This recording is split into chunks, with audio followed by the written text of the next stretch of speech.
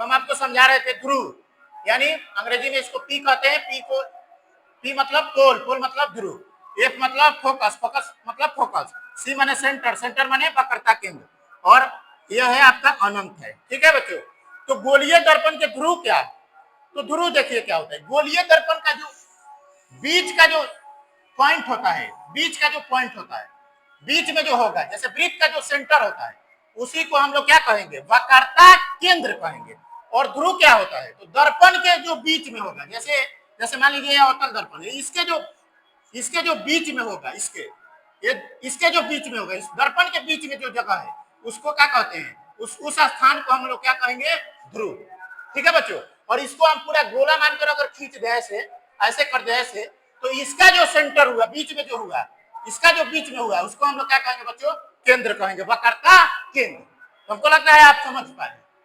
ध्रुव क्या है? तो जो दर्पण के मध्य बिंदु है, उसको हम लोग क्या कहेंगे? ध्रुव। दर्पण के जो स्थान जो बीच में है, उस जगह को हम लोग क्या कहते हैं? ध्रुव। क्लियर? और बताइए वक्रता केंद्र किसे कहेंगे? तो गोलीय दर्पण के बीच में जो होगा, उसको हम लोग क्या कहेंगे? वक्रता केंद्र। ठीक है बच्चों। अब फोकस क्या है? तो आपतित किरण परिवर्तन के बाद जिस बिंदु से गुजरती है, जहां से गुजरती है, उसी का नाम हमने रखा है फोकस। आपतित किरण परिवर्तन के बाद जिस बिंदु से गुजरती है, उसका नाम हमने क्या रख दिया बच्चों? फोकस। ठीक है बच्चों। तो आप ध्रुव समझ गए, फोकस समझ गए, और वक्रता केंद्र समझ गए। यह क्या है? एक जगह का नाम है, एक जगह का नाम है। ध्रुव क्या है? तो दर्पण के मध्य बिंदु को क्या कहते हैं? ध्रुव। पूरा गोलीय दर्पण के मध्य बिंदु को क्या कहते हैं बच्चों? सेंटर को क्या कहते हैं बच्चों? वक्रता केंद्र। और इधर वाले भाग को, इसके बाद वाले भाग को क्या कहेंगे बच्चों? अनंत कहेंगे। ठीक है। तो शर्त नंबर इसका 1 है। शर्त नंबर 1 क्या कह रहा है इसका? शर्त एक कह रहा है, शर्त 1 इसका कह रहा है कि जब वस्तु को हम अनंत पे रखेंगे, अनंत पे। हाँ बच्चों, तो शर्त हम आपको समझाते थे। जब वस्तु को अनंत पे रखेंगे, बच्चों देखिए हम क्या समझ सकते हैं, हमारी क्या इसमें टेक्निकल चीजें हैं, समझिए। यहाँ P है, और यहाँ F है, यहाँ C है, और यहाँ क्या है? अनंत है। तो हम वस्तु को कहाँ रख सकते हैं? सबसे पहले हम इधर रखते हैं, इधर भी हम सबसे पहले रख सकते हैं। तो ये P पर तो हम रख नहीं सकते। क्यों नहीं रख सकते बच्चों? क्योंकि ये दर्पण के अंदर है, इसमें है। दर्पण के मध्य बिंदु को P कहते हैं। यहाँ वस्तु आप नहीं रख सकते। तो रख कहाँ सकते हैं? कहाँ कहाँ वस्तु आप रख सकते हैं बताइए बच्चों? यहाँ रख सकते हैं, यहाँ रख सकते हैं, यहाँ रख सकते हैं, यहाँ रख सकते हैं, यहाँ रख सकते हैं, यहाँ रख सकते हैं। ठीक है। तो हम डायरेक्ट यहीं से शुरू करते हैं। मान लीजिए हम यहाँ हैं, याद रखिए कभी भी हम इधर रहेंगे, वस्तु जब इधर रहेगा तो प्रतिबिंब इधर बनेगा। ठीक है।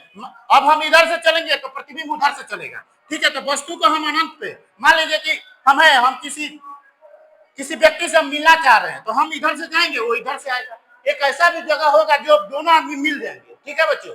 तो प्यारे बच्चों, जब हम मान लीजिए कि हम अनंत पे हैं, तो प्रतिबिंब कहाँ बनेगा बताइए? अनंत पे है तो यहाँ तो बनेगा नहीं प्रतिबिंब, यहाँ बनेगा नहीं। जब बीच में रखेंगे तभी बीच में बनेगा।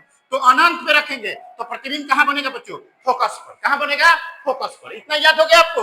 अनंत पे वस्तु, अनंत पे, अनंत पे, अनंत पे, तो प्रतिबिंब बताइए? प्रतिबिंब कहाँ? फोकस पे। ठीक है बच्चों। अब बताइए बच्चों, अब हम कहाँ चले जाएं? डायरेक्ट उड़ के तो हम यहाँ नहीं जाएंगे, हवाई यात्रा नहीं कर रहे हैं, हम तो यात्रा, पैदल यात्रा कर रहे हैं। तो अब हम कहाँ जाएंगे? अनंत और वक्रता केंद्र के बीच, वक्रता केंद्र के बीच। तो जब हम अनंत और वक्रता केंद्र के बीच रखेंगे, अनंत और वक्रता केंद्र के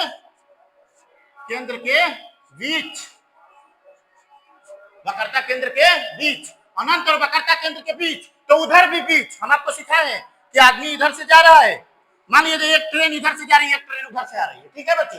तो क्या होगा? अनंत पे तो कहाँ? फोकस पे। दोनों गाड़ी रुकी हुई है, यहाँ रुकी हुई है। अनंत पे तो यहाँ के यहाँ फोकस पे। ठीक है। ठीक है बच्चों। कैसा? वास्तविक उल्टा और वस्तु के सापेक्ष छोटा। कैसा? वास्तविक उल्टा और वस्तु के सापेक्ष छोटा। ठीक है। कॉपी में नोट कर लीजिए, वास्तविक उल्टा और वस्तु के सापेक्ष छोटा। अब देखिए, अब गाड़ी कहाँ गई? डायरेक्ट तो यहाँ नहीं जाएगी, इसके बीच में आएगी। तो बताइए, अनंत और वक्रता केंद्र के बीच, अनंत और वक्रता केंद्र के बीच, तो बताइए गाड़ी इधर आ रही है, अब कहाँ बनेगा बच्चों? बस प्रतिबिंब अब कहां प्रतिबिंब बनेगा बच्चों, बताइए। वक्रता केंद्र और फोकस के बीच, वक्रता केंद्र और फोकस के बीच, वक्रता केंद्र और फोकस के बीच, वक्रता केंद्र और फोकस के बीच, समझ रहे हो, वक्रता केंद्र और फोकस के बीच। तो बताइए तो प्रतिबिंब कहां बनेगा, बताइए। वक्रता केंद्र और फोकस के बीच, अभी भी वही बात है, वास्तविक उल्टा और वस्तु के सापेक्ष उल्टा, वास्तविक उल्टा और वस्तु के सापेक्ष छोटा, वास्तविक उल्टा और वस्तु के सापेक्ष छोटा। अब देखिए बच्चों, अब ट्रेन कहां आ गई, ट्रेन अब सी पर आ गई, सी पर। अब देखिए, और इधर का ट्रेन कहां आ गई, यहीं आ गई, बताइए बच्चों।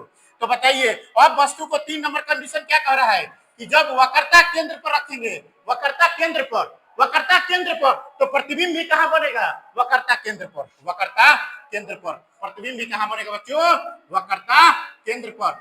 ठीक है, वास्तविक उल्टा और वस्तु के समान साइज का, कैसा बनेगा, वास्तविक उल्टा और वस्तु के समान साइज का। 3 आप शर्त को समझ पाए होंगे बच्चों।